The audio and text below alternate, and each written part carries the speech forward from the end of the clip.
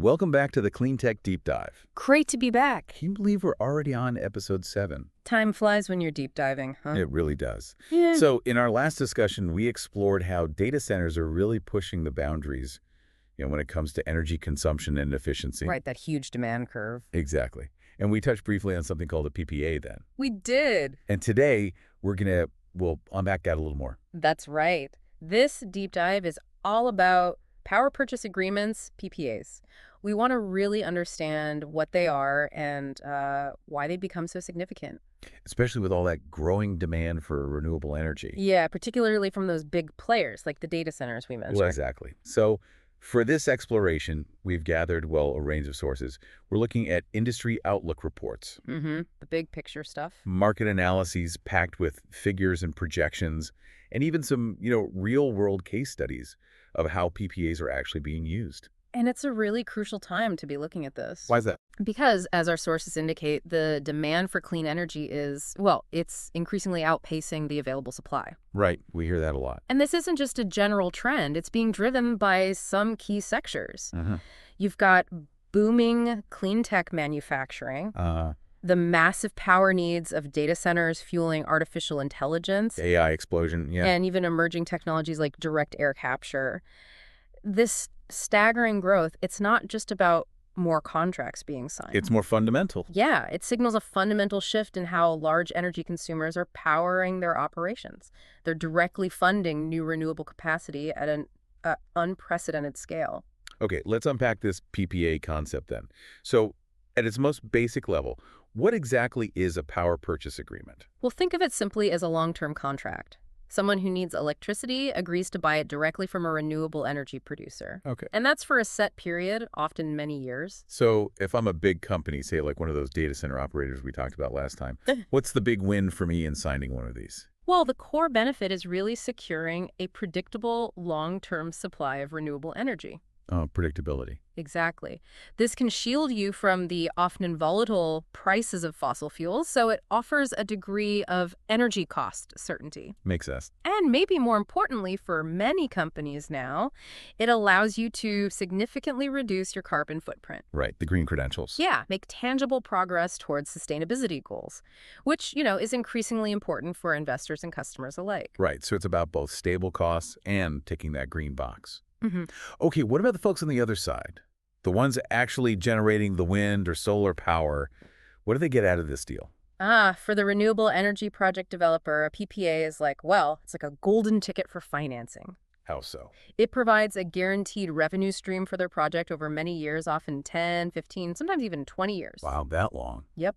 And this long-term financial security, it makes it much easier for them to get the loans and investments they need to actually build the wind farm or the solar plant in the first place. Okay, so it basically makes the project bankable. Precisely. It unlocks the capital. Now, you mentioned the green box. Yeah. How do companies actually prove they're using renewable energy through a PPA? I keep hearing about these things called RECs. RECs. Yes. Renewable energy certificates. They are absolutely key to substantiating that green power use. Okay.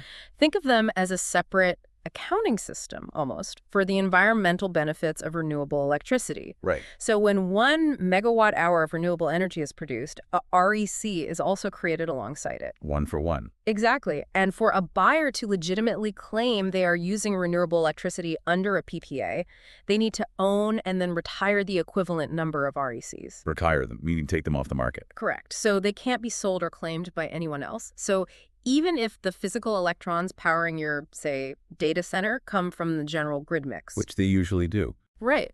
Owning and retiring the REC is like claiming the environmental credit for a megawatt hour of renewable energy that was produced somewhere on the grid, often by the project you have the PPA with. Okay, so it's not just about where the physical electricity comes from moment to moment, but about having that certificate, that proof that you've supported an equivalent amount of renewable generation. That's the essence of it, yes. Got it. Now, are all PPAs the same, or are there different ways these things can be set up? Oh, there's quite a bit of flexibility, actually. They can be structured in different ways depending on the needs of both the buyer and the seller. One common type is an on-site PPA. On-site, like putting solar panels directly on the roof of the building that needs the power. Exactly that. The renewable energy system is located right there at the buyer's facility. Okay. A good example from our sources is Train Technologies. They installed a massive array of 5,500 solar panels at their plant in Trenton, New Jersey. 5,500 panels. Wow. Yeah, it's big. And that system generates about 2,000 megawatt hours of electricity each year. And how much of their usage is that? It covers roughly 15% of that facility's total energy consumption. 15%. That's pretty significant from your own roof. And I seem to recall reading something about them working with a local utility on that project. Was there some kind of deal there? Yes, that's right. Train actually partnered with their local utility on the initial costs. It's an interesting setup. The power company in that case actually owns and trades the RECs generated by those panels to recoup their investment. Ah, okay. So Train doesn't get the RECs directly from their own roof panels? Not in that specific deal structure. Instead, Train purchases matching RECs from other renewable energy projects to validate their own claims of using renewable power for that 15%. Interesting wrinkle. It is. Plus, their on-site system also has the ability to send any excess electricity they generate back to the grid. So they're powering part of their own operations cleanly, using purchased RECs to claim it, and also potentially contributing some green energy back to the wider community grid. Exactly. It's quite a sophisticated arrangement. Okay, so that's on-site. What other types of PPA structures are out there? Well, the other major category, and really the dominant one, is off-site PPAs. Off-site, meaning the solar farm or wind park is somewhere else entirely. Correct. The renewable energy project, a big wind farm or a large solar installation, for example, is located somewhere else, often quite far away, not directly at the buyer's facility. And the electricity just goes into the main grid. Yep, the electricity generated is typically fed into the main power grid. And interestingly, off-site PPAs really dominated the global market in 2023, making up over 83% of all PPA deals globally. So, huge share. 83%, okay. And within off-site PPAs, you might also hear about virtual PPAs, sometimes called VPPAs or synthetic PPAs. Virtual. How's that work? Think of it more like a financial contract. The company doesn't physically take the power, but they agree on a fixed price for the renewable energy from the project. If the market price for power is higher than their fixed price, they get paid the difference. If it's lower, they pay the difference. Ah, so it's a financial hedge linked to the project's output. Essentially, yes. They still get the RECs to claim the environmental benefit, but it's primarily a financial instrument tied to a distant renewable project success. Got it. Our outline also mentioned something called green hybrid PPAs. What's the story there? Sounds mixed. Well, hybrid is the key word. Green hybrid PPAs are a more advanced approach. They combine renewable energy generation, like solar or wind, with energy storage technologies, usually batteries. Ah, batteries. Okay, that makes sense. Yeah, the aim is to smooth out the intermittent nature of some renewables. You know, the sun doesn't always shine, the wind doesn't always blow. Right. So the storage helps provide a more reliable and consistent power supply, either to the buyer or back to the grid. It improves grid reliability overall. That makes a lot of sense, especially as we rely more and more on sources like solar and wind that aren't, producing power 24/7. Exactly. It's becoming increasingly important. The outline also briefly mentions sleeve PPAs and wholesale PPAs. Are those common as well? Yes, they are significant parts of the market, even if our immediate sources didn't detail them heavily. Wholesale PPAs, as the name suggests, are typically where a buyer contracts for a very large amount of renewable energy, often a utility or a very large corporation. And these actually led the market by the sheer volume of deals in 2023. Really? By deal volume? Yep, accounting for over 62% of the market share by deal type. Wow. Sleeved PPAs are a bit more intricate. They often involve a utility company acting as an intermediary, kind of sleeving the deal. The utility manages the physical delivery of the renewable energy from the off-site project to the buyer through the grid. So the utility handles the logistics of getting the power from A to B? Sort of, yeah. It simplifies things for the buyer sometimes. Okay, that gives us a good overview then of the different ways these PPA deals can be put together. Now let's talk about just how big this PPA market has actually become. The numbers in our briefing look pretty staggering. They truly are. In 2023, the global market for power purchase agreements was valued at a very substantial USD $28.3 billion. 28 billion. Okay, that's already big. But the forecasts predict explosive growth. The market's expected to reach a massive USD $444.3 billion by 2033. Whoa, hold on. $444 billion. Yep. growing at a compound annual growth rate, a CAGR, of 31.7%. 31% growth year on year. That's not just steady growth. That's a rapid transformation, like you said. It really is. It shows how central these agreements are becoming to the energy transition. Wow. Our notes also highlight a particularly strong surge in Europe in 2023. What happened there? Yes, Europe saw a remarkable 41% increase in the number of PPA contracts signed in 2023 compared to the year before. 41% increase. Yeah, it really underscores Europe's strong push towards renewable energy and, achieving their sustainability targets. Yeah. Policy is definitely driving things there. And it seems like solar power is really dominating these European PPA contracts. Is that right? That's right. Solar energy accounted for the majority, around 65% of the PPA contracts signed in Europe in 2023. 65% solar. Why so much solar? Well, it likely reflects the falling costs of solar technology, making it very competitive, and its increasing appeal for companies looking to go green relatively quickly. Plus, good solar resources in many parts of Europe. Makes sense. What's also interesting is that the average size of these contracts in Europe is getting bigger, Oh, yeah. averaging 60 megawatts per contract in 2023, which suggests more large-scale renewable projects are being financed through these PPAs. So we're talking about financing some pretty significant wind and solar farms with these deals. Absolutely. That's increasingly the scale we're seeing. And it's not just traditional energy companies or utilities driving this demand, is it?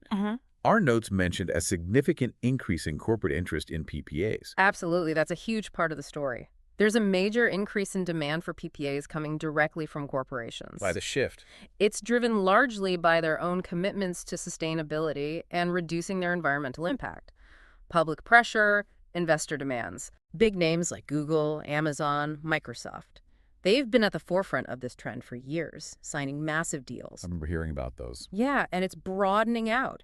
In North America alone, over 167 companies supported a total of 7 gigawatts of off-site renewable energy projects through PPAs back in 2022, and that number's only grown. 7 gigawatts just from corporate deals in North America in 1 year. It shows the scale of corporate ambition. So these PPAs are really becoming a key mechanism for actually funding and building new green energy facilities, especially those larger projects, say 20 megawatts or more. Precisely.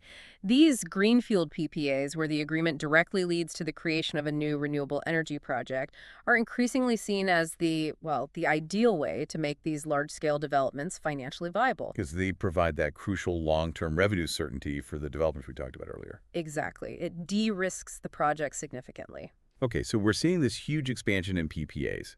How does this fit into the bigger picture of the whole clean tech world? It's not just about these agreements existing in isolation, right? Yeah. They must connect to everything else. You're spot on. PPAs are a absolutely crucial component of the overall clean tech ecosystem. They don't exist in a vacuum. How so? Well, they are directly fueling the growth of the renewable energy sector itself. We're seeing record increases in the amount of solar and battery storage capacity being added, particularly in places like the U.S. right now in 2024. Okay. And as we discussed earlier, data center operators are really leading the way among corporations in embracing renewables through PPAs. They're the biggest corporate buyers. They account for nearly half, almost 50% of all corporate renewable energy contracts in the U.S. Half. Wow. Their contracted PPA capacity hit 34 gigawatts by 2024. 34 gigawatts just for data centers. And it's projected to keep climbing, potentially hitting 41 gigawatts by 2030. That's just enormous. It is. So, going back to our initial point about the surging demand for clean energy outpacing supply, these massive PPA numbers really illustrate how the market is responding and actively trying to bridge that gap by funding new generation. That's a massive amount of power being contracted specifically for those data centers. And this must be helping then to address the challenge of meeting the growing energy needs of all those other energy-intensive sectors we mentioned at the start, like clean tech manufacturing, AI development, direct air capture. Exactly. These sectors have substantial and, importantly, increasing energy demands. PPAs are facilitating the development of the new renewable energy sources needed to help meet those demands sustainably. So without these long-term purchase agreements, it would be much, much more challenging, maybe impossible, to finance and build the necessary renewable energy infrastructure at the scale and speed required. Okay. Government policy must play a significant role in all of this as well, surely. Setting targets, maybe offering incentives. Oh, absolutely. Government policy has a major impact on PPA markets, no question. Like what kind of policies? Well, things like renewable energy targets, or RETs. Think of Australia's ambitious goal of 82% renewable electricity by 2030. Right. That creates a strong, clear, long-term demand signal for renewable energy, and by extension, for the PPAs that help finance it. So it creates the market context. Precisely. Also, legislation around things like permitting reform. Speeding up approvals for projects. Exactly. That can either accelerate or slow down the deployment of renewable projects and, therefore, the viability of PPAs. Regulations matter hugely. And we even see governments getting more directly involved, like France introducing new mechanisms, such as bank guarantees, to specifically support and encourage the use of PPAs. So governments are actively trying to make PPAs easier or more attractive. In many places, yes. They see it as a key tool. And it's not just about the sheer number of PPAs either, is it? It's also about the increasing sophistication of these agreements, like those green hybrid PPAs with storage we touched on earlier. Precisely. The evolution of PPA structures to incorporate technologies like energy storage is vital. It's not just about generating green electrons, it's about making that green energy more dependable, more grid-friendly. Improving the reliability of the whole system. Exactly. And beyond these large corporate deals, we're also seeing PPAs becoming more common in, say, community energy projects. Oh, interesting. Like local groups. Yeah, allowing local groups or municipalities to directly purchase renewable energy from a local or regional project. And they're also used in greening public infrastructure as governments aim to reduce their own carbon footprints for schools, transport, etc. So it's filtering down from the huge corporations. It's diversifying, definitely. This all sounds like a really positive direction overall. But are there any, potential downsides or important things to keep in mind when it comes to PPAs? It can't be completely straightforward all the time, can it? You're right to ask that. It's not without its challenges. One key consideration is creditworthiness. Meaning, can the buyer actually pay for 20 years? Exactly. And also, is the developer financially stable enough to deliver? For renewable energy developers to secure the financing for their projects and for buyers to confidently commit to these long-term PPAs, the financial stability of both parties is really critical. And what happens if there are doubts? Well, our sources indicate that financing costs for projects that are underpinned by corporate PPAs have actually seen an increase, maybe 10–15% in some regions. Costs are going up. Why? Particularly when there are concerns or questions about the buyer's long-term creditworthiness, their ability to meet those financial obligations over the full long term of the PPA. Lenders get nervous, they charge more. So if the buyer doesn't look rock solid financially, it makes the whole renewable project more expensive to build. It certainly can, yes. That counterparty risk is a big factor in financing. That makes sense. A long-term financial commitment requires a certain level of security on both sides of the table. Yeah. Are there any other challenges or considerations? Well, another important factor, maybe slightly softer but still relevant, is the level of understanding about PPAs within the broader energy industry and among potential buyers. Wow, everyone's an expert. Pretty much. Surveys suggest that only a relatively small percentage of people, maybe around 3% according to one source, feel they have a really high-level, deep understanding of these agreements. Only 3%. Wow. Yeah, many are still in the early stages of learning about the complexities, the risks, the different structures. So this highlights a need for more education and knowledge sharing to, facilitate wider adoption and maybe more effective negotiation of PPA deals. So there's a knowledge gap to bridge. Definitely. And we also see sometimes regulatory limits creating complexities. For instance, restrictions on how much electricity consumption an on-site rooftop solar project can cover for the host. Things like that can complicate those specific types of PPAs. Okay, so it's a fairly sophisticated market that requires a certain degree of expertise, and you need solid financials. Mm-hmm. Got it. Now, looking at the bigger global picture, what does the PPA market landscape look like in different parts of the world? Are some regions clear leaders? Yes, the adoption and maturity of PPA markets varies considerably across different regions. If you look at indices like the EY PPA index, you consistently see Germany and Spain as leading mature markets for PPA activity in Europe. Germany and Spain leading the pack. Right. Then you have places like France and Poland showing significant recent growth, indicating a rapid ramp-up in their PPA markets. Okay, movers and shakers there. What about outside Europe? Well, the U.S. remains a major global player, obviously, with a huge volume of deals, especially corporate ones. And we're also starting to see more activity in emerging markets. Places like Greece, mainland China, and Taiwan are appearing in the rankings more often as their regulatory environments become more supportive of these private PPA deals. So it's spreading globally, but at different paces. Exactly, different levels of market maturity and regulatory support. It's interesting to see that regional variation. Does the type of renewable energy being used in PPAs also differ much from region to region? Like, is it all solar everywhere? No, it does vary. For example, as we mentioned, solar is big in Europe overall, but particularly in places like France and Greece, solar power accounts for a very large proportion of PPA contracts. Why there specifically? Well, likely due to the really favorable solar resources in those Mediterranean climates, it just makes economic sense.